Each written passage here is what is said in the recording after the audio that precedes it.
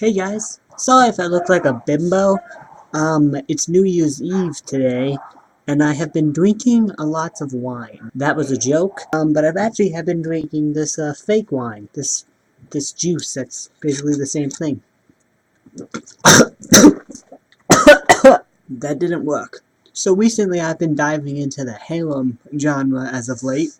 I've seen some shit, but I've also seen some good shows. And one of the shows that really slithered its way into my heart would be Monster Musume. Produced by Studio Lerche, Lerche, I don't know how to pronounce the name. Monster Musume is a harem ecchi show that I actually really enjoy. Set in a world where Japan has allowed non-humans into society, with this new species here, the government needed to make rules regarding them. This is where the Introspection Species Act comes into play. This act says that a human can't hurt a non-human, and a non-human can't hurt a human. A non-human must live with the host family and can't go outside without that host, and a human and a non-human can't have sexual intercourse under any circumstance. The latter of that becomes a major problem for everyone in the show. Our main protagonist is Kimihito, who is a normal harem protagonist, except I kinda feel bad for him since he gets abused pretty much every day. He lives with a Lamia, which is a snake lady, named Mia, who is madly in love with him. Now you may be wondering, how does that work? Well, I did some research. So apparently snakes have sex by wrapping their tails around each other's, and I'm pretty sure you can guess the rest. This leads to another question. Humans don't have tails. So how would this work? Do we just like wrap our dick around the tail?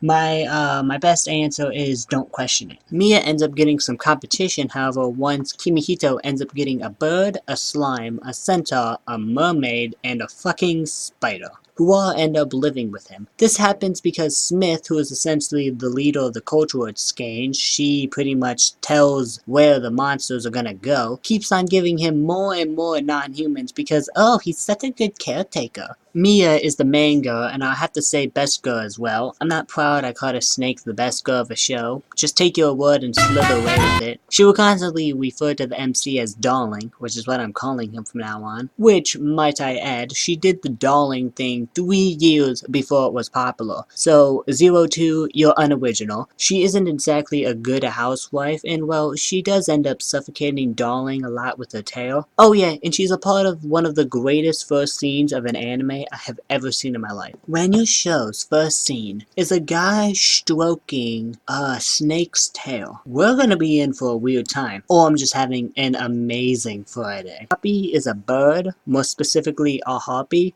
She's a little more hyper, and well, I picture her more as a kid even though she's an adult. She's also a dumbass, and she can't grab things well because her hands are wings. I like to think of her as kind of like a little sister kind of character, so keep that in mind. Sue is a slime. Now slimes are different from normal non-humans because they aren't really much of a human. Slimes are just made of water. Sue can change her body and shape, and she can copy word for word speeches from someone else in the same exact tone and voice, which makes her the most useful girl in the show. She also copies what the other girls do and say, which is not a good thing. It is not. I actually like how by the end of the show she can full on speak on her own because she learns words from the other girls in the show. She would be best girl, but I also think of her more as a kid. Oh yeah, and she's Poppy's best friend. Centaur is a centaur. Now centaurs are seen as knights who serve their masters. In this case, Darling is Centaur's master. Therefore, she is very loyal to Darling. She's the most mature out of all the girls, I think. She also gets her boobs fondled, like a lot. Mero is a mermaid. She's always in a wheelchair because, well, she doesn't have legs. Apparently, mermaids are big fans of tragic stories like The Little Mermaid, for example. She loves it a little too much, though, to the point where she wants to experience such tragedies. She has like this higher power effect, I guess I'll call it, where she talks to people and people think she's royalty. And finally we have Wagner. She's a spider. A lot of people don't like the fact that she is a spider, including her last family. She gets treated as the big sister in a way, to the point they even call her Wagner sometimes. She is also heavily into bondage. Now, I am terrified of spiders, so the thought of this girl wrapping me up is enough to make me lose sleep for a few days. Now you may look at this thing and go, How can he have sex with a spider? Well, honestly, I have no idea. I'm too scared to look up how spider sex looks like. Y'all can do your own research on that one. That pretty much concludes Who Lives with Darling. Wait a minute! I forgot one. Lala!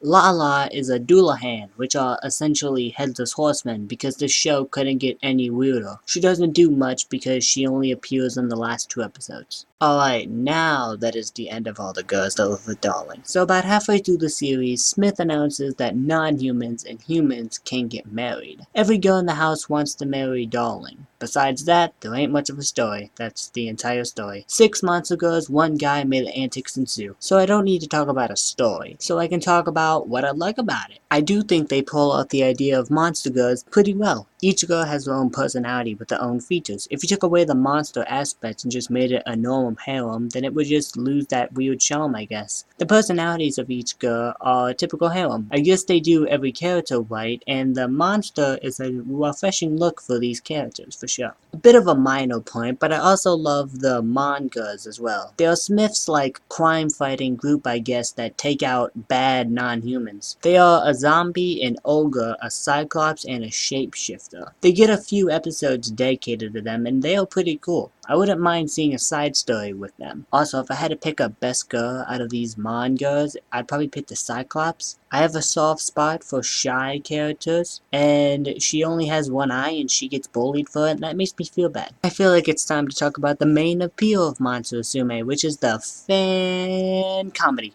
It's the comedy. Now, humor is subjective, so when I say comedy, I mean I found this show funny. I'm not saying you will find it funny because I don't know your sense of humor, but I found it funny. I was expecting to laugh at the show, but I was actually laughing with the show. The concept of monster girls is so ridiculous it is impossible to take seriously, especially in a harem ecchi. And they don't take it seriously. I mean, the show showed me that a snake's sensitive spot is at the end of their tail, and the way to stop a giant human-hating tree girl is by sucking on them titties. Most of the time, the jokes end up being fan service, but you know. I would like this video to still be up, please and thank you. Musume is a dumb show, but it's a fun, dumb show. It's one of those shows that aren't meant to be taken seriously. And when you're a harem ecchi show, you don't want to be taken seriously. You want to be a fun, dumb show. A good example of a serious harem ecchi that was bad was Valak's Love. The ending isn't really an ending. All it does is set up for a season 2, and if there's one thing I fucking hate about these seasonal shows is that they love to just not have endings and then have us wait 5 years for a season 2. Issue is, we haven't gotten a season 2 for the show yet, so what the fuck? But yeah, that's about it. It's a show you can easily watch, either be disgusted or laugh at it. It honestly depends on your preference. This has been Kiki I, and this is my first video of the decade.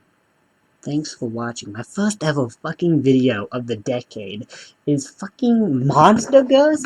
Monster Girls! Are you serious? And the Lord wasn't joking when he kicked him out of Eden. It wasn't for no reason that he shed his blood. His return is very close.